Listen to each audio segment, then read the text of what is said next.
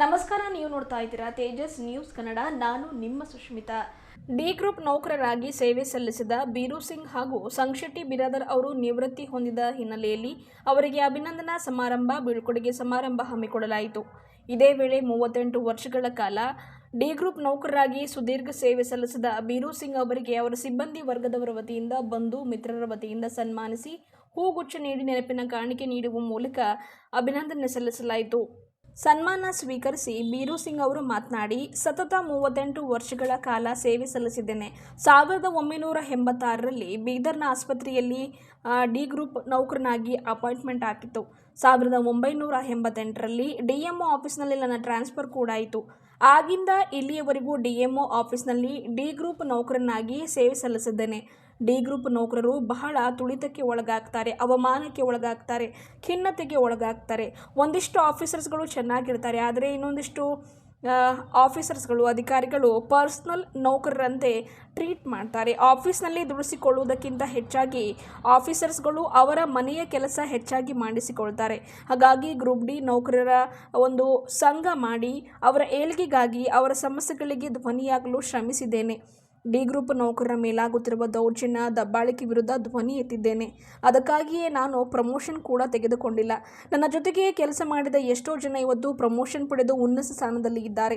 ಆದರೆ ನಾನು 1986ರಿಂದ 2024ರವರೆಗೆ ಇಲ್ಲಿಯವರೆಗೆ ಯಾವುದೇ ಒಂದು ಪ್ರಮೋಷನ್ನ ಪಡೆದುಕೊಳ್ಳದೆ ಡಿ ಗ್ರೂಪ್ ನೌಕರರ ಅಭಿವೃದ್ಧಿಗಾಗಿ, ಅವರಿಗಾಗಿ ಸೇವೆಯನ್ನು ಸಲ್ಲಿಸಿದ್ದೇನೆ ಎಂದರು. ನನ್ನ ಸಂಘರ್ಷ ಇಲ್ಲಿಗೆ ನಿಲ್ಲುವುದಿಲ್ಲ. ನನ್ನ ಸಂಘರ್ಷ ಮುಂದುವರಿಸುತ್ತೇನೆ. ಎಲ್ಲಿ ಅನ್ಯಾಯ, ದೌರ್ಜನ್ಯಗಳಾಗುತ್ತವೋ ಅಲ್ಲಿ ಅದರ ವಿರುದ್ಧ ಧ್ವನಿ ಎತ್ತುವ ಕೆಲಸವನ್ನು ಮಾಡ್ತೇನೆ. ನನ್ನ ಸೇವೆಯನ್ನು ಹೀಗೆ ಮುಂದುವರಿಸುತ್ತೇನೆ ಎಂದು, ಜೊತೆಗೆ ಡಿ ಗ್ರೂಪ್ ನೌಕರರು ಯಾರೇ ಆಗಿರಲಿ, ಅವರು ಯಾವುದೋ ಒಂದು ದೌರ್ಜನ್ಯಕ್ಕೆ, ದಬ್ಬಾಳಿಕೆಗೆ ಒಳಗಾಗಿದ್ದರೆ ನನಗೆ ಸಂಪರ್ಕಿಸಬಹುದಾಗಿದೆ ಎಂದು ಈ ಮೂಲಕ ಮಾತನಾಡಿ ತಿಳಿಸಿದರು. ಸನ್ಮಾನ ಮಾಡಿ ಮುಖಂಡರಾದ ಅಣ್ಣಾರಾವ್ ಪಾಟೀಲ್ ನಾವದಗಿರಿ ಅವರು ಕೂಡ ಮಾತನಾಡಿದರು. ಈ ಸಂದರ್ಭದಲ್ಲಿ ಸಂಶೆಟ್ಟಿ ಬಿರಾದರ್, ರಾಜಶೇಖರ್ ಪಾಟೀಲ್ ಅವರು ಸೇರಿದಂತೆ ಸಿಬ್ಬಂದಿ ವರ್ಗದವರು ಉಪಸ್ಥಿತರಿದ್ದರು. किसी को तकलीफ हुई, वो कोई भी व्यक्ति हो, मैं उनके लिए संघर्ष करने के लिए तैयार था, तैयार हूँ और तैयार रहूँगा। और लास्ट में ये कहूँगा कि आज मेरा एक बहुत अच्छी किस्मत है। मैं दिल से कह रहा हूँ, नहीं तो मैं डायरेक्ट बोलूँ तो सबको मालूम है ये डीएचओ खराब है, ये डीएमओ खराब है। ये मैं डर राजशेखर पाटिल के बारे में कुछ कहना मैं उचित नहीं समझूंगा। मुझे इतने अच्छे डीएमओ मिले हैं जिनके हाथ के सलीचर से मैं रिटायरमेंट होकर जा रहा हूँ। 38 साल 5 महीने मैंने काम किया है। 38 years 5 months में service. Biru Singh Bidar DMO office and doctor Rajshekhar DMO Bidar, मैं सुपरिटेंडेंट पांडे सर। बीच में कई लपड़े चले थे। हमारे जावेद भाई जिन्होंने 15 साल या 16 साल से पूरी ऑफिस को संभाल के रखा है, दावे के साथ कहता हूँ। हालांकि मेरा उनका बात नहीं है, मैं उनका विरोधी हूँ, लेकिन विरोधी क्या है, मेरा उनका जेजात का झगड़ा नहीं है, ऑफिशियली झगड़ा है। उन्होंने ऑफिस को संभाला है, आगे भी संभालेंगे और हमको भी संभाल के यहाँ तक लेके आए। हमारा पूरा काम उन्होंने किया है। हमें डर था कि कुछ हमारे एसआर में ऐसा होता है ना, सत्तार साहब भी है, फिर उनसे भी मैं बोला, जावेद काम कर रहे थे तो साहब के बोला ना पूछिए। मैं गया था सत्तार साहब के पास, सत्तार साहब मेरा ऐसा होता है तो नहीं बनती बात, वो कुछ नहीं ना ऐसा नहीं होता, फिर वैसा कैसा होता, उसमें करने को नहीं आता। बोला ठीक है, फिर मैं भी उतना थोड़ा तो होशियार हूँ, ये जो भी करेंगे मुझे उसका लेटर देना, नहीं तो मैं कहाँ जाने के मैं वहाँ जाता हूँ। तो मैं ये जावेद साहब ने भी मुझे बहुत अच्छा रिस्पॉन्सिबिलिटी दिया और सभी यहाँ पे जितने भी हमारे हेल्थ वर्कर हैं सभी लोगों ने मुझे रखे हैं। और यहाँ के जितने भी ग्रुप भी हैं, लेडीज़ है, जेंट्स है, मेरे मित्र हैं, और डॉक्टर भारत भी मेरे स्वागत के लिए, प्रोफेसर जूनियर कॉलेज बीदर वो भी यहाँ पे आए हैं, और हमारे सुरेश साहब भी आए हैं, हमारे महाराज भी, दत्तो महाराज भी हैं, सभी दूसरे लोग भी आए हैं। और आज का जो ये प्रोग्राम जो डिपार्टमेंट में हो रहा है ये यहाँ पे होगा। मेरा प्रोग्राम 4 तारीख को काउंटिंग होने के बाद मेरा निर्धार होगा, और रंग मंदिर के अंदर मैं सभी लोगों को दावत दूंगा, और उसमें भी आप शामिल होकर मेरे दावत को कबूल करेंगे। मुझे ओपनली मेरे को कितने चाहने वाले हैं, ये मेरा एक जुनून है, और ये जुनून के हिसाब से मैं ये नहीं कहूँगा कि भाई मुझे मैंने यहाँ पे कोई गलती की है। आखिर में लोग बोलते कि भाई मेरे से जो कुछ होगा मुझे माफ़ कर दो, मैंने ऐसी कोई गलती नहीं की। मैंने जज्बात में किया है, कुछ बोला है तो डायरेक्ट बोला है, वो गलती नहीं कहलाती। गलती वो कहलाती बोलने के बाद में आदमी जो मुकर जाता वो गलती कहलाती। तो मैं इतना कहते हुए संसद से सर मैं भी किस्मत और मेरे साथ मैं इतना थोड़ा जा रहा हूँ। ಏನೋ ಫಂಕ್ಷನ್ ಆಗ್ಬೇಕಾದ್ರೆ ಹುಟ್ಟು ಸಾವು ಅಂತ ಹೆಂಗಿರಲ್ಲ, ನೀವು ಹುಟ್ಟದ ಆಕಸ್ಮಿಕ ಸಾವು ಖಚಿತ ನನಗೆ ಸರ್ಕಾರಿ ನೌಕರರಿಗೆ ಬಂದ ಮೇಲೆ ನಮಗೇನಾಗ್ತದೆ ಇಲ್ಲಿ ಸೇವೆಗೆ ಸೇರ್ಕೊಂತ ಯಾರಿಗೂ ಗೊತ್ತಿರೋ ಸೇವೆಗೆ ಸೇರಿದ ಮೇಲೆ ಅಂತಂದ್ರೆ ರಿಟೈರ್ಮೆಂಟ್ ವೈದ್ಯತೆ ಆಗಲೇಬೇಕು ಕಡ್ಡಾಯವಾಗಿ. ಈಗ ಹುಟ್ಟು ಮತ್ತು ಸಾವು ಹೆಂಗಿರ್ತದೆ ಇಲ್ಲಿ ಸೇವೆಗೆ ಸೇರಿದ ಮನುಷ್ಯ ಮತ್ತು ನಿವೃತ್ತಿ ಏನಾಗ್ತವೆ ಈ ಹೆಂಚಿನಲ್ಲಿ ನಾವು ಏನು ಕೆಲಸ ಮಾಡಿದ್ವಿ ಭಾಳಷ್ಟು ಮುಖ್ಯ. ನಾವು ಏನೇ ನಾವು ಯಾಕಂದ್ರೆ ಪ್ರತಿ ಸಲ ಯಾರಿಗೂ ಸಿಗೋದಿಲ್ಲ ಸರ್ಕಾರಿ ನೌಕರ. ಈಗ ನಿಮ್ಮ ನೌಕರರ ಶ್ರೇಷ್ಠ ಬೆಲೆ ಇರ್ತವೆ, ಹೊರಗೆ ಬಂದರಷ್ಟು ಬೆಲೆ ಇರೋದಿಲ್ಲ. ಅದ್ರ ಸಲುವಾಗಿ ನಮಗೆ ದೇವರದಿಂದ ಸಿಕ್ಕದಂತ ತಾಯಿದಿಂದ ಕರೆಬೇಕು ಸಿಕ್ಕೋ ನಾವು ಸ್ಟಡಿದಿಂದ ಮಾಡಿದ್ರೆ ಸಿಕ್ಕದೆ ಸಿಕ್ಕಿದಂತ ಯಾವ ರೀತಿ ನಾವು ಉಪಯೋಗ ಪಡಿಸ್ಕೊಂಡಿದ್ದೆವು, ಯಾವ ರೀತಿ ನಾವು ಸೇವೆ ಸಲ್ಲಿಸೋದು ಭಾಳ ಇಂಪಾರ್ಟೆಂಟ್. ಪ್ರತಿಯೊಬ್ಬರು ನಾವು ಸರ್ಕಾರಿ ನೌಕರಿ ಅದೇ ಹೇಳ್ತೇವೆ. ಈಗ ನಮಗೆ ಸ್ಯಾಲರಿ ಸಿಕ್ಕಿದ್ದು ಅದು ಮುಖ್ಯ ಅಲ್ಲ. ನಾವು ಇಲ್ಲಿ ಎಷ್ಟು ನಾವು ಸೇವೆ ಸಲ್ಲಿಸ್ತೇವೋ ಯಾರಿಗೆ ನಾವು ಒಳ್ಳೇದು ಮಾಡಿದೆವು ಅಂತ ಹೇಳಿದ್ರೆ ಈ ಪ್ರತಿಯೊಂದೆಲ್ಲ ಕರೀಲಿಕ್ಕರಿದ್ರೆ ನಾವು ಎಷ್ಟು ಫೈಲ್ಗಳನ್ನ ಒಳ್ಳೆ ಚೆನ್ನಾಗಿ ಮಾಡಿದೆವು. ನಮ್ಮ ಕೆಲಸ ನಾವು ಮುಂದಿನವರಿಗೆ ಮಾರ್ಗಸೂಚಿ ಆಗಿರ್ಬೇಕು ಯಾವ ಥರ ಮಾಡಿದಾರೆ.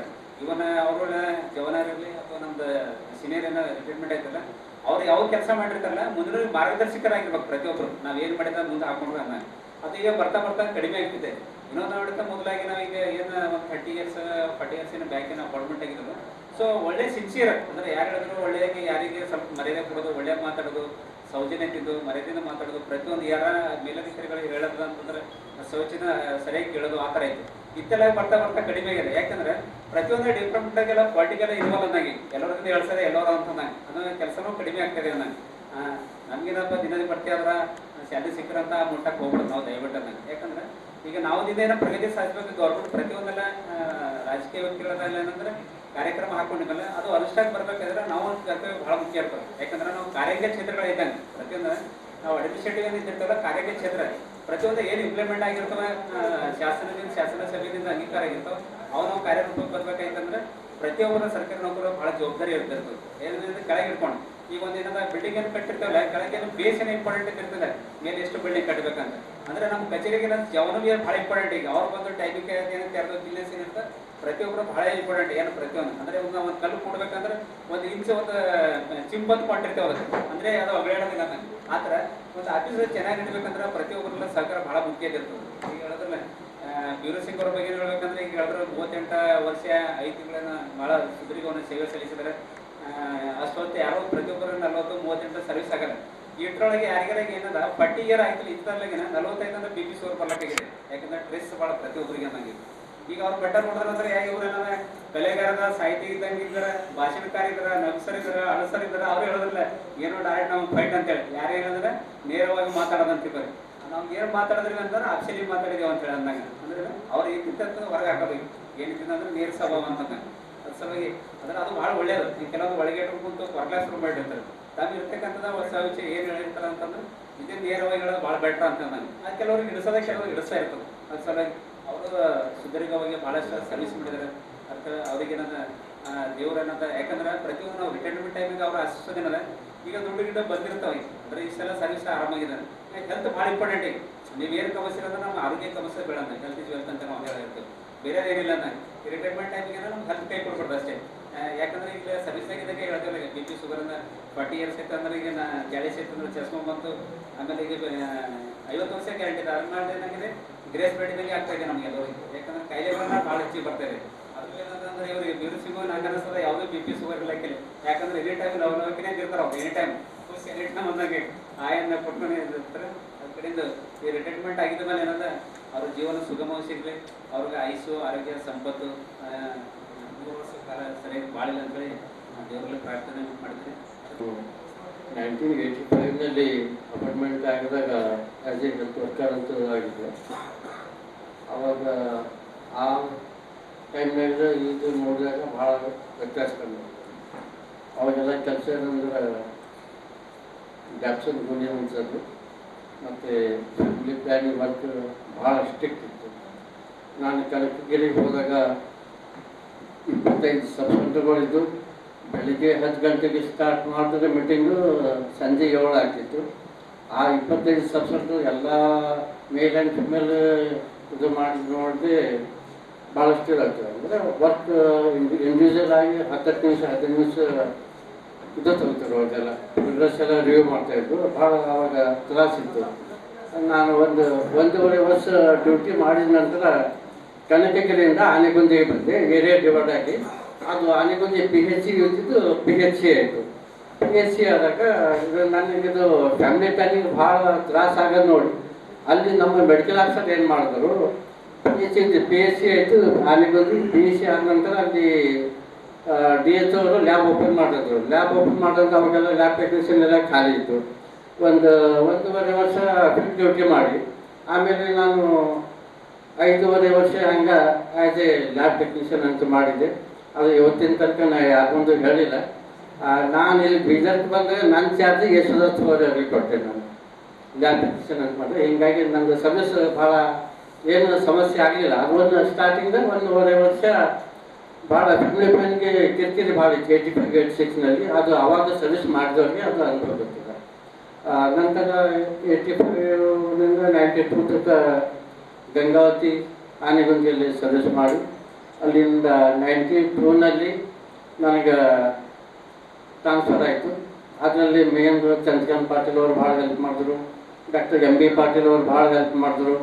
ಬಸವರಾಜ್ ಪಕ್ಷಿತ್ ಅವ್ರು ಹೆಲ್ಪ್ ಮಾಡಿ ನನಗೆ ಮಂಡಳಿ PSC ಇದ್ದರೂ ಕೂಡ ಮೈದೂರು ಸಬ್ ಸೆಂಟರ್ ನನಗೆ ಸಬ್ ಸೆಂಟರ್ ಕೊಡ್ಸಂಗೆ ಭಾಳ ಇದು ಮಾಡಿದ್ರು. MB ಪಾಟೀಲ್ ಅವರೆಲ್ಲ ಭಾಳ ಇವತ್ತು ನಾನು ನೆನೆಸ್ಕೊತೀನಿ. ಬಸ್ ಶೆಟ್ಟಿ ಕೂಡ ಅವರೆಲ್ಲ ಭಾಳಷ್ಟು ಇದು ಮಾಡಿದ್ರು.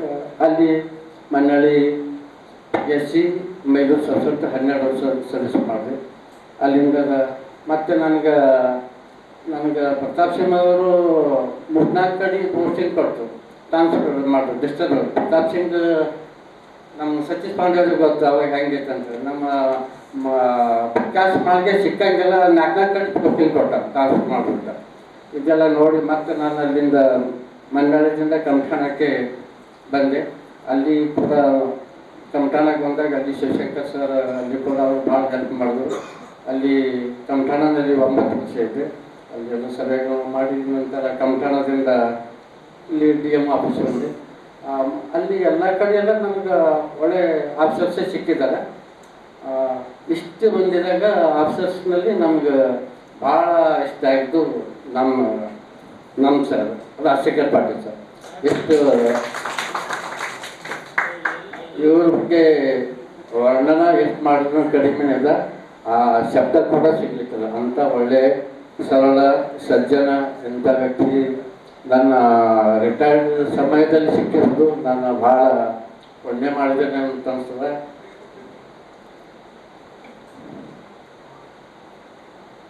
ಏನು ವಿಶೇಷ ಅಂದರೆ ಯಾರು ಹುಟ್ಟುತ್ತಾರೆ ಸಾಯ್ಬೇಕು. ಅದೇ ರೀತಿ ಯಾರು ಸರ್ವಿಸ್ನಲ್ಲಿ ಬರ್ತಾರೆ ಅವರು ನಿವೃತ್ತಿ ಆಗಲೇಬೇಕು. ಆದರೆ ಸೇವೆಗೆ ಬಂದ ನಂತರ ನಿವೃತ್ತಿ ಆಗುವವರೆಗೆ ಅವರು ಏನೇನು ಕೆಲಸ ಮಾಡ್ತಾರೆ, ಅವ್ರು ಯಾವ ರೀತಿ ಕೆಲಸ ಮಾಡ್ತಾರೆ, ಅದರ ಮೇಲೆ ಆ ಸಿಬ್ಬಂದಿಯ ಆ ಸರ್ಕಾರಿ ನೌಕರನ ವ್ಯಕ್ತಿತ್ವ ಗುರುತಾಗುತ್ತದೆ. ಈಗ ವೀರಸಿಂಗ್ ಅವ್ರು ಸರಿ ನಾನು ಜಾಸ್ತಿ ಕೆಲಸ ಮಾಡಿಲ್ಲ. ಇಲ್ಲಿ ಯಾವಾಗ ಬೆಳೆ ಮೇಲೆ ನಾ ಕೆಲಸ ಮಾಡಿದ್ದು ಸರಿ ಎಲ್ಲೇ ನೋಡಿ ನಾವು ಭೀ ಸಂಘಟನೆ ಓಡಾಡ್ತಿದ್ದೆವು, ಅವ್ರು ಭೀ ಓಡಾಡ್ತಿರು, ನೋಡಿದೆವು, ಮಾಡಿದೆವು. ಸಂಶೆಟ್ಟಿ ಸಾಹೇಬ್ರ ಸರಿ ನಾವು ಮನೆಯಲ್ಲೇ ಕೆಲಸ ಮಾಡಿದ್ವಿ. MB ಪಾಟೀಲ್ ಸರ್ ಇದ್ರು, ಅವ್ರ ಸರಿ ನಾವು ಭೀ ಕೆಲಸ ಮಾಡಿದ್ವಿ. ಅವರು ನಾವು ಅವಾಗಿ ನೋಡ್ತೇವೆ ಅವ್ರದ್ದು ವ್ಯಕ್ತಿತ್ವ ಈ ಥರನೇ ಅದ. ಕೆಲಸ ಬಗ್ಗೆ ಇಲ್ಲ ಅಂದ್ರೆ ಶಾಂತ ಸ್ವಭಾವ, ಜಾಸ್ತಿ ಮಾತಾಡೋದಿಲ್ಲ, ಯಾರಿಗೆ ಜೋರಾಗಿ ಮಾತಾಡೋದಿಲ್ಲ, ಬಹಸ್ ಮಾಡೋದಿಲ್ಲ, ತನ್ನ ಕೆಲಸ ಬಲ ತಾಫಲ ಅಷ್ಟೇ ಮಾಡ್ತಿರು. ಅವರಿಂದ ಏನು ಕಲಿಬೇಕಂದ್ರೆ ತಮ್ಮ ಕೆಲಸಕ್ಕೆ ಫಸ್ಟ್ ಪ್ರಾಮುಖ್ಯತೆ ಕೊಡಬೇಕು. ಅದರ ನಂತರ ಬೇರೆ ಮಾತಾಡಬೇಕು. ಫಸ್ಟ್ ನಮ್ದು ಏನು ಕೆಲಸ ಅದ ಅದ್ರ ಬಗ್ಗೆನೇ ನಾವು ಜಾಸ್ತಿ ಗಮನ ಕೊಟ್ಟರೆ ನಾವು ನಮ್ಮ ಕರ್ತವ್ಯದಲ್ಲಿ ಸರಿಯಾಗಿ ನಾವು ಹೆಸರು ಗಳಿಸಬಹುದು ಎಂಬುದು ಒಂದು ಅವ್ರಲ್ಲಿಂದ ಕಲಿಬಹುದು. ವೀರು ಸಿಂಗ್ ಅವರಲ್ಲಿ ಏನು ಕಲಿಬೇಕು ಅಂದರೆ ಅವ್ರು ಅಂದ್ರಲ್ಲ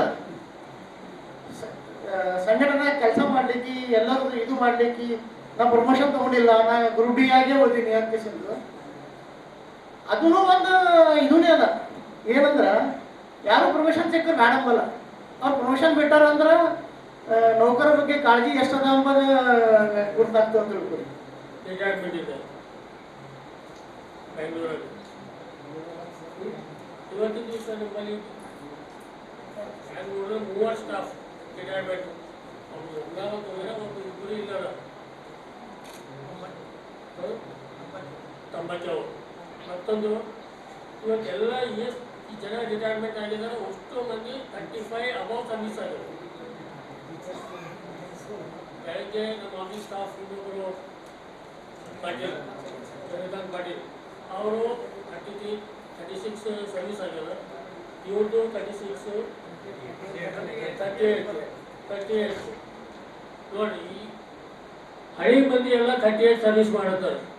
ಈಗ ನಾನು ಆಫೀಸ್ ಬಂದು 10 ತಿಂಗಳಾಯಿತು, ಆಲ್ರೆಡಿ ಇಬ್ಬರು ಗೇಟ್ ಪಾಸ್ ತೊಗೊಂಡಿದ್ದಾರೆ. ಡಿಫ್ರೆನ್ಸ್ ನೋಡಿ, ಬಂದು 10 ತಿಂಗಳಲ್ಲಿ ಇಬ್ಬರು ನಾನು ಇದು ಸೈನ್ ಮಾಡಬೇಕಾಯ್ತು. ಅವ್ರಿಗೆ ಫ್ಯಾಮಿಲಿ ಮೆಂಬರ್ಸಿಗೆ ಮತ್ತೊಂದು ಜಾಬ್ ಕೊಡಿ ಅಂತೇಳಿ. ನಮ್ಮ ಹೆಲ್ತ್ ಮೇಂಟೈನ್ ಮಾಡಿದ್ರೆ ನಾವು ಜನರಿಗೆ ಏನು ಆರೋಗ್ಯ ಕೊಡ್ತಾ ಇದ್ದೀವಿ ಅದರಲ್ಲಿ ನಮ್ಮ ಹೆಲ್ತ್ ಮೇಂಟೈನ್ ಮಾಡಬೇಕು. ನಮ್ಮ ಹೆಲ್ತ್ ಮೇಂಟೈನ್ ಮಾಡಿದ್ರೆ ಉಳಿದಿದ್ದೆಲ್ಲ ಆಗುತ್ತೆ. ನಾವು ಹೆಲ್ತ್ ಖರಾಬ್ ಮಾಡ್ಕೊಂಡು ನಾವು ಇದು ಮಾಡಿಕೊಂಡ್ರೆ ಮುಂದೆ ನಮ್ಮದು ಫ್ಯಾಮಿಲಿಗೆ ಭಾಳ ಪ್ರಾಬ್ಲಮ್ ಬರುತ್ತೆ. ಜಾಬ್ ಸಿಗ್ಬೋದು, ಜಾಬ್ ಈ ಫೈನಲ್ ಡೆಸ್ಟಿನೇಷನ್ ಅಲ್ಲ. ನಾವು ಇರಬೇಕಲ್ಲ, ನಾವಿದ್ರೆ ಉಳಿದಿದ್ದೆಲ್ಲ. ಜಾಬ್ ಯಾಕೆ ಸಲ ತೊಗೊಂಡ್ರಿ? ಮಂದಿ ಸಲಕ ನಿಮ್ಮ ಫ್ಯಾಮಿಲಿ ನೀವು ಇರೋ ಸಲ ತೊಗೊಂಡ್ರಿ.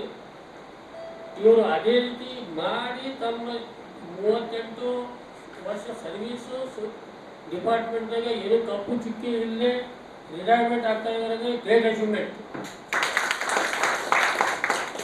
ಒಂದೊಂದು ಸಲ ಏನಾಗ್ತದೆ, ಅಪಾಯಿಂಟ್ಮೆಂಟ್ ಆದಾಗ ಒಂದೊಂದು ಅವ್ರ ಹ್ಯಾಬಿಟ್ ಬೇರೆ ಇರ್ತದೆ, ಅವನೊಂದು ಮಾಡೋ ಉದ್ದೇಶ ಬೇರೆ ಇರ್ತದೆ. ಅದಕ್ಕೆ ಇಲ್ಲಿ ಸಿಸ್ಟಮ್ನಾಗ ಸ್ವಲ್ಪ ಏನೋ ಇದು ಆಗಿರ್ಬೇಕು. ಒಬ್ಬೊಬ್ಬರು ಹೋರಾಟ ನೇಚರ್ ಇರ್ತದೆ, ಒಬ್ಬೊಬ್ಬರು ಇದು ಸೌಮ್ಯ ಸ್ವಭಾವ ಇರ್ತದೆ. ಅಲ್ಲಿ ಡಿಫ್ರೆನ್ಸ್ ಬಂದಿರ್ತದೆ. ಅವೆಲ್ಲ ನಿಲ್ಬೇಕು. ಯಾಕಂದ್ರೆ ನಾಳೆ ನಾವು ನೀವು ಎಲ್ಲ ಇಲ್ಲೇ ಎಲ್ಲರೂ ಇರ್ತೀವಿ. ಯಾರು ಇಲ್ಲಿ ಬಂದು ಫ್ಯಾಮಿಲಿ ಡಿಸ್ಪ್ಯೂಟ್ ಇಲ್ಲ, ಏನಿಲ್ಲ, ಎಲ್ಲರೂ ಒಂದು ಲೆವೆಲಿಂದ ಹೋಗ್ಬೇಕು. ನಾಳೆ ನಮಗೆ ನೀವು ಸಿಗಬೇಕು, ನಾವು ಸಿಗಬೇಕು, ನಿಂತು ಮಾತಾಡಬೇಕು.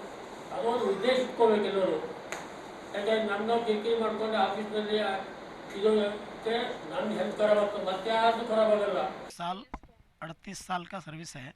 1986 में मेरा अपॉइंटमेंट हुआ बीदर में हॉस्पिटल के अंदर। बाद में 1998 में मेरा ट्रांसफ़र हुआ डीएमओ ऑफिस बीदर में। वहाँ से लेके अब तक डीएमओ ऑफिस में ही रहा और रिटायरमेंट हुआ।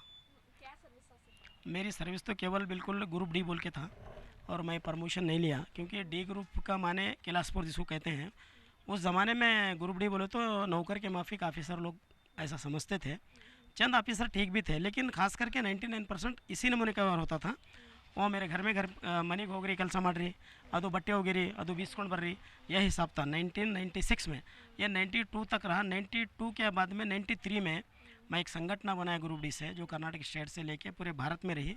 और भारत का भी क्लास 4 का मैं वाइस प्रेसिडेंट रहा हूँ सेंट्रल ऑफ दिल्ली।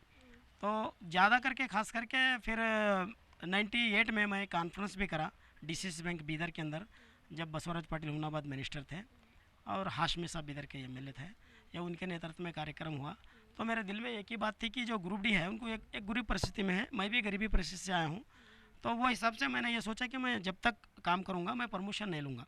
नहीं तो मेरे साथ के जितने लोग हैं वो आज सुपरिटेंडेंट, जीए, गजेटेड ऑफिसर होके, ये वो जो यहाँ पे पोस्ट नहीं होता ज़िले में बेंगलुरु के अंदर, जिनका नाम माणिकराव है, जो रिटायरमेंट है। आज मैं अगर वहाँ उस 96 से लेके अब 2024 तक अगर मैं प्रमोशन के चक्कर में होता तो मैं आज ये वो हो के मैडम आज बेंगलुरु के अंदर मैं रिटायरमेंट होता। तो वो परिस्थिति को मैं हट के जितने भी डीएचओ है, जितने भी ऑफिसर हैं, मैं उनसे संघर्ष करते हुए हुमनाबाद, बाल्की, बसोकला, नवरात 1994 में मैं अध्यक्ष बना। और वहाँ से लेकर यहाँ तक मैंने पूरी सर्विस ग्रुप डी के लिए निशावर कर दी। और आने वाले दिनों में भी जब भी कोई संघर्ष में जिनके ऊपर अत्याचार होगा, मेरी कौम का भी वही मसला है, जहाँ पे जुल्म है वहाँ पे संघर्ष करना, वही मेरी कौम का भी, मेरी जात का भी एक कर्तव्य है। जो गुरु गोविंद सिंह ने 1600 सदी में सिख कौम बनाई थी, उनके पिता थे गुरु तेग बहादुर, जो चांदनी चौक में औरंगजेब ने जब जुल्म के बाद में उनका सर कत्ल किया था। मैं इसके मेरी जातिवादी मैं नहीं करना चाहता हूँ, लेकिन जब भी डी ग्रुप को या कोई गरीब लोगों को संघर्ष करेंगे, जितना हो सके मैं उनके विरोध में काम करके उनको न्याय दिलाने का काम मैं करूँगा। डी ग्रुप समझ हाँ, मेरे ऊपर ये बीती कि जब मैंने संगठन करी थी तो ऑफिसर लोगों को ख़राब लगा। तो मेरा संगठन का मतलब क्या था, जो गवर्नमेंट से हमारे को ड्रेस का पैसा आता था, टीचिंग का पैसा आता था और सूज का पैसा आता था, ये नहीं देते थे वो लोग। उनको वो ये नहीं देते थे, मालूम भी नहीं होता था क्या चीज़ है। ये तो छोड़ो, जो स्टाफ नर्स था, जो टेबल स्टाफ में आते हैं, जिनका पोस्ट एबडी से माना जाता है, उनको इंक्रीमेंट क्या है मालूम नहीं था। ये EL commuted leave, CL leave, ये तक मालूम नहीं था। जब पैसे जो है तनख्वाह लेते थे हम, 4 आने का टिकट लगा के साइन करके लेते थे, तो उन कैशियर को पूछते थे, ये सर ईटे रोका भरता हो रही हो? हाँ, ईटे भरता होता था। उनको ये नहीं पता था कि कौन सा पैसा कहाँ जा रहा है। तो उनको इंक्रीमेंट, यानी इंक्रीमेंट मेन अपॉइंटमेंट, फिर उसके बाद में इंक्रीमेंट, बट रिटायरमेंट, ये जीवन के 2-3 हमारे सरकारी नौकर संघ के मेन मुद्दे थे। ये इनको संघर्ष करते हुए मैं उनको बताते गया कि भाई इंक्रीमेंट के माने हर साल इसको इंक्रीमेंट बोलते हैं, जो गवर्नमेंट से सहूलत होता है। हर 6 महीने के बाद में डीए होता है, जो बाहर हम जाते हैं उसको टीए बोलते हैं। ये नहीं मालूम था, इसके लिए मैंने वो संकल्प उठा के मैंने कर्नाटक स्टेट से अनुमति लेके, वो लोग मुझे डी ग्रुप से जो अध्यक्ष बना के ज़िले में, आज तक मैं अभी भी वही हुद्दे पे हूँ। मेरे कई बार अभी भी ऑलरेडी यहाँ पे प्रमोशन आते रहे, मैं उनको इनकार करता गया और मैंने काफ़ी सर्विस की। और मेरा जीवन में अभी भी यही चाहता हूँ कि मुझे परमात्मा भगवान यही मुझे शक्ति दे के मैं जुल्म के ख़िलाफ़ में मैं लड़ता रहूँ। चाहे वो अभी तो मैं पॉलिटिक्स में भी जाऊँगा, लेकिन अभी मेरा कोई पार्टी से जाने का निर्धार नहीं है, लेकिन मैं सेकुलर में काम करूँगा, इतना मेरा वादा है आपके सामने। मैडम, 2024 ಹುಟ್ಟು ಹೋರಾಟಗಾರರು ಹಾಗೂ ಗ್ರೂಪ್ ಡಿ ನೌಕರರ ಸಲುವಾಗಿ ಅವರ ಜೀವನವನ್ನೇ ಸಮರ್ಪಿಸಿದಂಥ ಬೀರ್ ಸಿಂಗ್ ಅವರ ಇವತ್ತು ಅವರ ಒಂದು ವಯೋನಿವೃತ್ತಿ ಕಾರ್ಯಕ್ರಮದ ನಿಮಿತ್ತವಾಗಿ ನಾನು ಇಲ್ಲಿ ಬಂದಿದ್ದೇನೆ. ನನ್ನ ಹೆಸರು ಡಾಕ್ಟರ್ ಅಣ್ಣಾರಾವ್ ನವದ್ಗಿರಿ ಅಂತ. ಇವತ್ತು ವಿಶೇಷ ದಿನ ಅಂದರೆ ಅವರು ಭಾಳ ಗ್ರೂಪ್ ಡಿ ನೌಕರರ ಸಲುವಾಗಿ ಭಾಳ ಹೋರಾಟ ಮಾಡಿದ್ದಾರೆ. ಇದು ಬೀದರ್ ಜನತೆಗೆಲ್ಲ ಗೊತ್ತು. ಅವರು ಮಾಡ್ತಕ್ಕಂಥ ಗ್ರೂಪ್ ಡಿ ದಿನ ಬೆಳಗಾದರೆ ಅವ್ರ ಹತ್ರ ಸಮಸ್ಯೆ ಒಂದು ಗ್ರೂಪ್ ಡಿ ಅವ್ರ ಹತ್ರ ಬರ್ತಿದ್ರು. ಅವರ ಸಮಸ್ಯೆಗಳು ಯಾಕೆ ಅವ್ರ ಹತ್ರ ಬರ್ತಿದ್ದಾರೆ ಅಂದರೆ, ಭಾಳಷ್ಟು ಗ್ರೂಪ್ ಡಿಗೆ ಅವರು ಓದು ಬರ ಬರ್ತಿದ್ದಿಲ್ಲ. ಅವರಿಗೆ ಒಂದು ಏನಾದರೂ ಅವ್ರಿಗೆ ಏನೇ ಒಂದು ಇನ್ಕ್ರಿಮೆಂಟ್ ಆಗಲಿ ಏನೇ ಆಗಲಿ ಬಂದಾದರೆ ಯಾಕಂತ ಕೇಳೋದು ಪ್ರಶ್ನೆ ಮಾಡುವಂಥ ಅವ್ರ ಹತ್ರ ಮನಸ್ಥಿತಿ ಇರಲಿಲ್ಲ. ಅಂಥ ಸಮಯದಲ್ಲಿ ಅವರಿಗೆ ಒಂದು ಗಾಡ್ ಫಾದರ್ ಆಗಿ ಅವರು ಮುಂದೆ ನಿಂತು ಹೋರಾಟ ಮಾಡಿ ಅವರಿಗೆ ಇಸ್ಕೊಡ್ತಿದ್ರು.